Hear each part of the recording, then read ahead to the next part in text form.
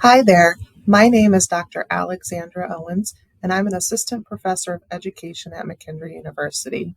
Today I'm going to show you how to administer and score the CORE Phonological Segmentation Test, which can be found in Assessing Reading Multiple Measures. This phonological segmentation test contains 4 parts that are arranged in order of difficulty. Part A, sentence segmentation, Part B, word and syllable segmentation, and Part C, phoneme segmentation. These tests may help to determine whether deficits in phonological awareness account for the student's reading or spelling delays. According to research, the lack of phonological awareness is the most powerful determinant of the likelihood a student's failure to learn to read. We will use the following practice items to demonstrate each of the phonological segmentation tasks in Part A, B, or C. Proceed to the test items only after the student demonstrates understanding of these tasks. When teaching a task using the practice items, praise the student for even close approximations of the correct response. However, when administering the test item, give only general feedback. Do not indicate whether a response was correct or not. Begin this part by administering the following practice item. On a table or desk, arrange 8 different colored blocks in a row. Ask the student, "John, what is something you like to eat?" "Pizza." Then say, "I'm going to use blocks to show the words in the sentence." John likes pizza. As you say each of the words, select a colored block and move it out of the row. Use a different colored block for each word. Then, pointing to each block from left to right, ask, "What is this word?" "John." "And this word?" "Likes." "And this word?" "Pizza." If the student understands the task, ask him or her to do the task independently. After putting the blocks back, say, "Now it's your turn. Use blocks to show the words in the sentence." John likes pizza.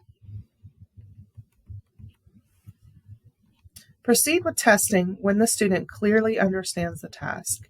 Discontinue testing if the student does not respond correctly to any of the first 3 test items in Part A.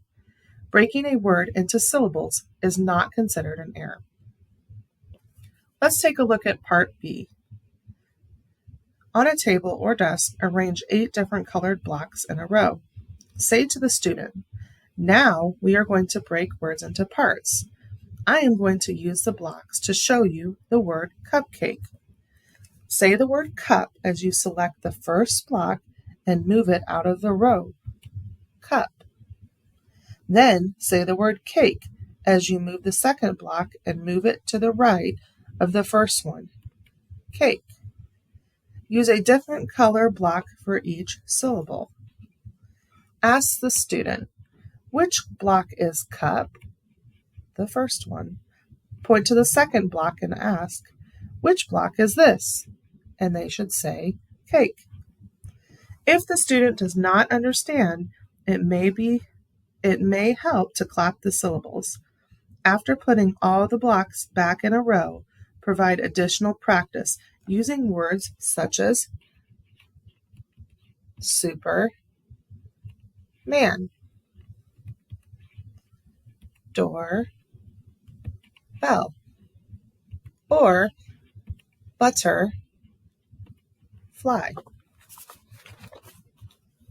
Proceed with the testing when the student clearly understands the task. Discontinue testing if the student does not respond correctly to any of the first 5 test items in Part B.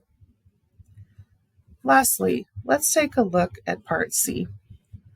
On a desk or table, arrange 8 different colored blocks in a row. Say to the student, "We are going to use blocks to show the sounds in a word." Let's say I wanted to show you the word time. The word time has 3 sounds. T, I, If the student says letter names instead of sounds, say, yes, that is how the word time is spelled, but I want you to tell me its sounds. If the student cannot independently say the sounds, repeat the sounds and ask, can you point to the block that stands for T? And which block stands for M? And what sound does the middle block stand for? I. Then ask the students, can you say the three sounds in time? T, I, M. If the student cannot segment the three sounds independently, model the following task. Say, the word shop has three sounds. Select and move a block for each of the sounds. As you say each sound in a left to right progression. Sh, ah, p.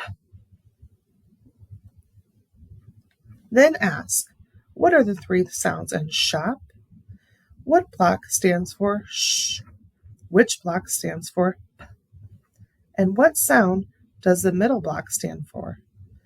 If the student shows 4 blocks, he or she is probably trying to spell the word. Remember, remind the students to pay attention to the sounds in the word, not the letters. Proceed with the testing when the student clearly understands the task and can at least point to the block that represents the correct sound. Discontinue testing if the student does not respond correctly to any of the first 5 test items in Part C. After you have finished administering the test, please refer to the CORE Phonological Segmentation Test performance level scores shown in Assessing Reading Multiple Measures, page 22. This will give you a benchmark, a strategic, and intensive levels for intervention. Students who score at strategic or intensive levels will certainly benefit from targeted or intensive instruction and extensive practice in the phonological awareness skills indicated. I hope this video has helped you learn how to administer and score the CORE Phonological Segmentation Test.